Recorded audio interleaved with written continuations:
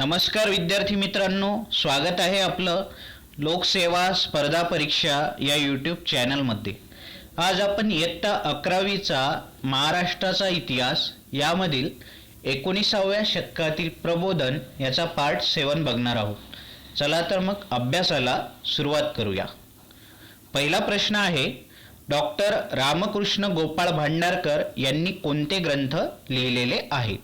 याचं योग्य उत्तर आहे option A, early history of Deccan, history of India, Vaishnavism, Shaivism and other minor religions हे 3 ग्रंथ डॉक्टर रामकृष्ण गोपाळ भांडारकर यांनी लिहिलेले आहेत। क्रमांक 1 आहे अर्ली हिस्ट्री ऑफ, क्रमांक 2 आहे हिंदुस्थानचा प्राचीन इतिहास। तर हिंदुस्थानचा प्राचीन इतिहास हा बाळशास्त्री जांभेकर यांनी हा ग्रंथ लिहिलेला आहे। हिंदुस्थानचा प्राचीन इतिहास हा ग्रंथ बाळशास्त्री जांभेकर यांनी लिहिलेला आहे। क्रमांक 5 आहे लंकेचा इतिहास। लंकेचा इतिहास हा ग्रंथ लोकहितवादी म्हणजेच गोपाळ हरी देशमुख यांनी लिहिलेला आहे। क्रमांक 7 आहे सहज स्थितीचा निबंध। सहज स्थितीचा निबंध हा ग्रंथ विष्णुशास्त्री पंडित यांनी लिहिलेला आहे। पुढचा प्रश्न आहे, रिकामी जागा यांचा जन्म गुजरातमधील बडोदा येथे झाला। याचं योग्य उत्तर आहे ऑप्शन सी, बेहरामजी मलबारी। बेहरामजी मलबारी यांचा जन्म गुजरातमधील बडोदा येथे झाला होता। ऑप्शन ए आहे फिरोजशाह मेहता। फिरोजशाह मेहता हे काँग्रेसचे सदस्य आणि कार्यकर्ते होते। ते मवाळ प्रवृत्तीचे होते आणि फिरोजशाह मेहता हे बॉम्बे म्युनिसिपालिटीचे कमिशनर म्हणजे आयुक्त सुद्धा राहिलेले होते। त्याशिवाय फिरोजशाह मेहता हे बॉम्बे म्युनिसिपालिटीचे 4 वेळेला अध्यक्ष सुद्धा राहिलेले होते। ऑप्शन बी आहे दादाभाई नौरोजी। दादाभाई नौरोजी यांचा जन्म मुंबई येथे 1825 मध्ये पारशी कुटुंबात झाला होता। दादाभाई नौरोजी हे मवाळही नाही आणि जहालही नाही। त्यांना मवाळ कार्यकर्ता किंवा मवाळ सदस्य म्हणता येणार नाही किंवा जहाल कार्यकर्ता किंवा जहाल सदस्य सुद्धा म्हणता येणार नाही। दादाभाई नौरोजी काँग्रेस अधिवेशनाचे एकूण 3 वेळेला अध्यक्ष राहिलेले होते। ऑप्शन डी आहे विठ्ठलभाई पटेल। विठ्ठलभाई पटेल हे वल्लभभाई पटेल यांचे मोठे बंधू होते आणि वल्लभभाई पटेल यांच्यापेक्षा ते 2 वर्षांनी मोठे होते। 1923ला जी स्वराज्य पार्टीची स्थापना झाली होती त्या स्वराज्य पार्टीच्या स्थापनेमध्ये विठ्ठलभाई पटेल यांचा सहभाग होता। पुढचा प्रश्न आहे, बेहरामजी मलबारी यांच्याबद्दल योग्य नसलेले विधाने निवडा। पहिले विधान आहे, बालविवाहाचे अनिष्ट परिणाम स्पष्ट करणारे पाठ शालेय अभ्यासक्रमात घ्यावेत अशी मागणी केली। पहिले विधान अगदी बरोबर आहे। बेहरामजी मलबारी यांनी बालविवाहाचे अनिष्ट परिणाम स्पष्ट करणारे पाठ शालेय अभ्यासक्रमात घ्यावेत अशी मागणी केली होती। दुसरे विधान आहे, त्यांनी इंडियन स्पेक्टॅक्युलर हे साप्ताहिक सुरू केले। दुसरे विधान चुकीचे आहे। त्यांनी इंडियन स्पेक्टॅक्युलर नाही तर इंडियन स्पेक्टॅटर नावाचे साप्ताहिक सुरू केले होते। तिसरे विधान आहे, दादाभाई नौरोजींच्या इंडियाज व्हॉइस या नियतकालिकात ते लेखन करीत। तिसरे विधानही चुकीचे आहे, कारण दादाभाई नौरोजींच्या व्हॉइस ऑफ इंडिया या नियतकालिकात ते लेखन करत होते। इथे इंडियाज व्हॉइसच्या ठिकाणी व्हॉइस ऑफ इंडिया हा शब्द पाहिजे होता। चौथे विधान आहे, ते ख्रिस्ती कुटुंबात जन्माला आले होते। चौथे विधान अगदी बरोबर आहे। त्यांचा जन्म ख्रिस्ती कुटुंबामध्ये, चौथे विधान इथे चुकीचे आहे। त्यांचा जन्म पारशी कुटुंबामध्ये झाला होता। तर याचं योग्य उत्तर आहे योग्य नसलेले म्हणजे चुकीचे विधाने आपल्याला ओळखायची होती। तर क्रमांक 2, 3 आणि 4 ही 3 विधाने इथे चुकीची आहेत। पुढचा प्रश्न आहे, बेहरामजी मलबारी यांना सेवा सदन स्थापन करण्यासाठी कोणी मदत केली? याचं योग्य उत्तर आहे ऑप्शन सी, दयाराम गिड्डुमल। आणि उर्वरित जे ऑप्शन जी पर्याय आहेत ते इथे काल्पनिक नावे आहेत। त्यांचा या प्रश्नाबरोबर कुठलाही संबंध नाही। कदाचित हे व्यक्ती हयात असतील, तर याचा या प्रश्नाबरोबर कुठलाही संबंध नाही. जर तसा कुठला संबंध आढळल्यास तो एक संयोग समजावा. पुढचा प्रश्न आहे, बालविवाह व महिलांवर सक्तीने लादण्यात आलेले वैधव्य काही टिपणे हा ग्रंथ कोणी लिहिला? याचं योग्य उत्तर आहे बेहरामजी मलबारी. बेहरामजी मलबारी यांनी बालविवाह व महिलांवर सक्तीने लादण्यात आलेले वैधव्य काही टिपणे हा ग्रंथ लिहिला होता. लोकहितवादी म्हणजे गोपाळ हरी देशमुख. तर गोपाळ हरी देशमुख यांनी लंकेचा इतिहास, भरतखंड पर्व, कलियुग असे बरेच ग्रंथ त्यांनी लिहिले होते. गोपाळ गणेश आगरकर. गोपाळ गणेश आगरकर हे एक थोर समाजसुधारक होते. गोपाळ गणेश आगरकरांचा जन्म 14 जुलै 1956ला कराडजवळील टेंबू या गावी झाला होता आणि ते केसरी आणि मराठा या वृत्तपत्रांची सुरुवात त्यांनी लोकमान्य टिळक यांच्याबरोबर केली होती आणि केसरीचे ते संपादक सुद्धा, केसरीचे 7 वर्ष संपादक ते राहिले होते. ऑप्शन डी आहे विष्णुशास्त्री चिपळूणकर. विष्णुशास्त्री चिपळूणकर यांनी निबंधमाला नावाचे एक मासिक सुरू केले होते आणि या मासिकामधून त्यांनी थोर समाजसुधारकांवर, उदाहरणार्थ महात्मा ज्योतिबा फुले यांच्यावर त्यांनी टीका केली होती. विष्णुशास्त्री चिपळूणकर हे प्राचीन किंवा आपण म्हणू शकतो सनातनी विचाराचे होते. पुढचा प्रश्न आहे, पुढीलपैकी कोणता ग्रंथ बेहरामजी मलबारी यांनी लिहिला नाही?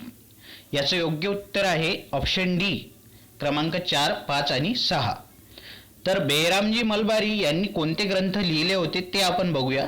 बेहरामजी मलबारी यांनी गुजरात अँड गुजरातीज, नीतिविनोद, बालविवाह व महिलांवर सक्तीने लादण्यात आलेले वैधव्य काही टिपणे हे 3 ग्रंथ बेहरामजी मलबारी यांनी लिहिलेले आहेत. क्रमांक 4 आहे शून्यलब्धी. शून्यलब्धी हा ग्रंथ बाळशास्त्री जांभेकर यांनी लिहिला होता. क्रमांक 5 आहे भरतखंड पर्व. भरतखंड पर्व हा ग्रंथ लोकहितवादी म्हणजेच गोपाळ हरी देशमुख यांनी लिहिला होता. क्रमांक 6 आहे विधवा विवाह. विधवा विवाह हा ग्रंथ विष्णुशास्त्री पंडित यांनी लिहिला होता. ईश्वरचंद्र विद्यासागर लिखित विधवा विवाह या ग्रंथाचे मराठी अनुवाद विष्णुशास्त्री पंडित यांनी केले होते आणि त्या ग्रंथाचं नाव होतं विधवा विवाह. पुढचा प्रश्न आहे, योग्य जोड्या लावा. व्यक्ती आणि जन्मठिकाणे दिलेली आहेत. पहिले व्यक्ती आहेत डॉक्टर रामकृष्ण गोपाळ भांडारकर. डॉक्टर रामकृष्ण गोपाळ भांडारकर यांचा जन्म सिंधुदुर्ग जिल्ह्यातील मालवण येथे झाला होता. दुसरे व्यक्ती आहेत सार्वजनिक काका. सार्वजनिक काका म्हणजे गोपाळ वासुदेव जोशी. तर गणेश वासुदेव जोशी. तर गणेश वासुदेव जोशी यांचा जन्म साताऱ्यामध्ये झाला होता. तिसरे व्यक्ती आहेत स्वामी दयानंद सरस्वती. स्वामी दयानंद सरस्वती यांचा जन्म मोरवी, अंकारा संस्थानातील मोरवी या गावी त्यांचा जन्म झाला होता. चौथे व्यक्ती आहेत बेहरामजी मलबारी. बेहरामजी मलबारी यांचा जन्म बेळगाव येथे झाला होता. पाचवे व्यक्ती आहेत गोपाळ गणेश आगरकर. गोपाळ गणेश आगरकर यांचा जन्म सातारा जिल्ह्यातील कराड तालुक्यातील टेंबू या गावी झाला होता. सहावे व्यक्ती आहेत पंडिता रमाबाई. पंडिता रमाबाई यांचा जन्म कर्नाटकातील मंगळूर जिल्ह्यातील गंगामूळ येथे झाला होता. सातवे व्यक्ती आहेत न्यायमूर्ती महादेव गोविंद रानडे. न्यायमूर्ती महादेव गोविंद रानडे यांचा जन्म नाशिक जिल्ह्यातील निफाड येथे झाला होता. पुढचा प्रश्न आहे चुकीचे विधाने ओळखा. पहिले विधान आहे आगरकरांचे मॅट्रिक पर्यंतचे शिक्षण कराड, रत्नागिरी आणि अकोला येथे झाले. पहिले विधान अगदी बरोबर आहे. दुसरे विधान आहे त्यांनी विष्णुशास्त्री पंडित आणि लोकमान्य टिळक यांच्या मदतीने पुणे येथे न्यू इंग्लिश स्कूलची स्थापना केली. दुसरे विधान इथे चुकीचे आहे, कारण या ठिकाणी विष्णुशास्त्री पंडित असा शब्द पाहिजे नसून या ठिकाणी विष्णुशास्त्री चिपळूणकर हा शब्द या व्यक्तीचे नाव इथे पाहिजे होते. तर आगरकरांनी विष्णूशास्त्री चिपळूणकर आणि लोकमान्य टिळक यांच्या मदतीने पुणे येथे न्यू इंग्लिश स्कूलची स्थापना केली होती. तिसरे विधान आहे, मराठा या वृत्तपत्राचे संपादन टिळक करायचे. तिसरे विधान अगदी बरोबर आहे. आणि चौथे विधान आहे, आगरकर हे फर्ग्युसन कॉलेजचे प्राचार्य होते. चौथे विधानही बरोबर आहे. चुकीचे विधान आपल्याला ओळखायचे आहे. याचं योग्य उत्तर आहे ऑप्शन बी, फक्त 2 चुकीचे. गोपाळ गणेश आगरकरांबद्दल काही महत्त्वाची माहिती इथे आपण लक्षात ठेवायला पाहिजे. जसं की त्यांचा जन्म 14 जुलै 1956 रोजी झाला होता. कराडजवळील टेंभू या गावी त्यांचा जन्म झाला होता. त्यांच्या पत्नीचे नाव यशोदाबाई असे होते. गोपाळ गणेश आगरकर यांनी मॅट्रिकची परीक्षा 1875 मध्ये पास केली होती. 1878 मध्ये गोपाळ गणेश आगरकरांनी डेक्कन कॉलेजातून BA ची पदवी संपादन केली होती आणि त्यानंतर 1881 मध्ये इतिहास आणि तत्त्वज्ञान हे विषय घेऊन त्यांनी MA ची पदवीसुद्धा संपादन केली होती. त्यांचे शिक्षण पूर्ण झाल्यानंतर इंदोरचे एक संस्थानिक होते ज्यांचं नाव होतं शिवाजीराव होळकर. हे शिवाजीराव होळकर यांनी त्यांना मासिक 500 रुपये पगाराची नोकरी देण्याची संधी किंवा त्यांनी ऑफर दिली होती. शिवाजीराव होळकर यांनी 500 रुपये पगाराची नोकरी त्यांना मिळवून दिली होती, परंतु गोपाळ गणेश आगरकरांनी ती नोकरी स्वीकारली नाही. गोपाळ गणेश आगरकर लोकमान्य टिळक यांनी डेक्कन एज्युकेशन सोसायटी या एज्युकेशन सोसायटीची स्थापना केली होती. तसेच त्यांनी मराठा आणि केसरीमध्ये केसरी ही जी 2 वृत्तपत्रे होती त्यांच्या स्थापनेत त्यांचा पुढाकार होता. आणि मराठा हे वृत्तपत्र 2 जानेवारी 1881 ला सुरू झाले होते, तर केसरी हे वृत्तपत्र 4 जानेवारी 1881 ला सुरू झाले होते. या केसरीचे संपादन गोपाळ गणेश आगरकरांनी जवळपास 7 वर्ष केसरी या वृत्तपत्राचे संपादन केले होते. आणि 1888 मध्ये म्हणजे केसरीमधून ते बाहेर पडले होते आणि 1888 मध्ये त्यांनी स्वतःचे वृत्तपत्र सुरू केले होते, ज्या वृत्तपत्राचे नाव होते सुधारक. 1888 मध्ये गोपाळ गणेश आगरकर यांनी सुधारक नावाचे वृत्तपत्र सुरू केले होते. गोपाळ गणेश आगरकर यांचा मृत्यू 17 जून 1895 रोजी झाला होता. पुढचा प्रश्न आहे, योग्य पर्याय निवडा. पहिले विधान आहे, डेक्कन एज्युकेशन सोसायटीच्या स्थापनेत आगरकरांचा सहभाग होता. पहिले विधान अगदी बरोबर आहे. आपण आत्ताच बघितले, डेक्कन एज्युकेशन सोसायटीच्या स्थापनेमध्ये गोपाळ गणेश आगरकर, लोकमान्य टिळक यांचा सहभाग होता. दुसरे विधान आहे, केसरीतील निवडक निबंध, सुधारकातील वेचक लेख, वाक्यमीमांसा, वाक्य पृथक्करण या ग्रंथाचे लेखन आगरकरांनी केले. वरील दोन्ही विधाने इथे बरोबर आहेत. याचं योग्य उत्तर आहे ऑप्शन ए, दोन्ही विधाने बरोबर. पुढचा प्रश्न आहे, पंडिता रमाबाई यांचे पूर्ण नाव रिकामी जागा असे होते. तर पंडिता रमाबाई यांचे पूर्ण नाव रमाबाई अनंत शास्त्री डोंगरे असे होते. पंडिता रमाबाई यांचा जन्म जो आहे ना, तो कर्नाटकातील मंगळूर जिल्ह्यातील गंगामूळ येथे झाला होता आणि 23 एप्रिल 1858 रोजी त्यांचा जन्म झाला होता. 1882 मध्ये त्यांनी आर्य महिला समाज नावाची एक संस्था स्थापन केली होती.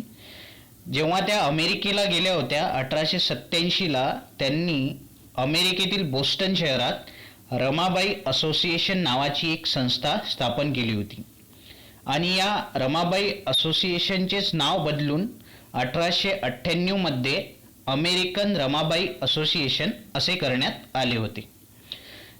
नंतर मुंबईला परत आल्यावर त्यांनी 1889 मध्ये शारदा सदन नावाची एक संस्था स्थापन केली होती. शारदा सदन ही संस्था त्यांनी विधवा स्त्रियांना शिक्षण देण्यासाठी स्थापन केली होती.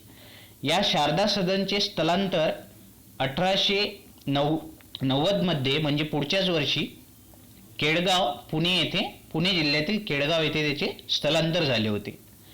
त्याचबरोबर रमाबाई पंडिता रमाबाई यांनी मुक्ती मिशन नावाची संस्था 1897 मध्ये केळगाव पुणे येथे स्थापन केली होती. मुक्ती मिशन किंवा मुक्ती सदन ही जी संस्था होती ही त्यांनी विधवांना स्वावलंबी बनवण्यासाठी, त्यांना स्वतःच्या पायावर उभे करण्यासाठी मुक्ती मिशन नावाची संस्था स्थापन केली होती. त्यानंतर त्यांनी 1899ला कृपा सदन केळगाव पुणे येथे त्यांनी स्थापन केले होते. पतित स्त्रियांना आश्रय देण्यासाठी त्यांनी कृपा सदनाची स्थापना केली होती. त्याचबरोबर त्यांनी प्रीती सदन नावाचे एक सदन, अपंग, लुड्या, पांगळ्या व दुर्बल स्त्रियांसाठी प्रीती सदन नावाचे एक सदन त्यांनी स्थापन केले होते. अनाथ मुलांसाठी पंडिता रमाबाईंनी सदानंद सदन सुद्धा स्थापन केले होते. आणि अंध मुलांसाठी, अंध मुली स्त्रियांसाठी त्यांनी बातमी सदन स्थापन केले होते. 1899ला जे कृपा सदन स्थापन केले होते केळगाव पुणे येथे, त्या कृपा सदनाला लागूनच त्यांनी रुग्णालयाची सुद्धा स्थापना केली होती. आजच्या व्हिडिओमध्ये एवढंच मित्रांनो. भेटूया परत अशाच एका नवीन व्हिडिओमध्ये. तोपर्यंत घरीच राहा, सुरक्षित राहा, स्वतःची काळजी घ्या, कुटुंबाची काळजी घ्या. खूप खूप धन्यवाद.